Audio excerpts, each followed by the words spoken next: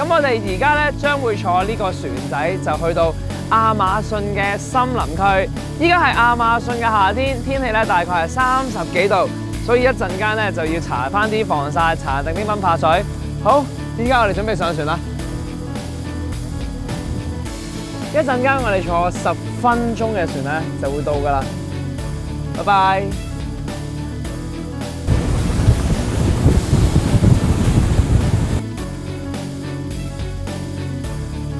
好似世外桃源咁喎呢度。有個小小嘅沙灘，咁但係其實呢度係一個河區嚟。哦，好寧靜啊呢度，完全想像唔到可以喺亞馬遜河入邊有一個咁靚嘅沙灘。咁等你哋可以一路嗌翻杯果汁，嘆下世界。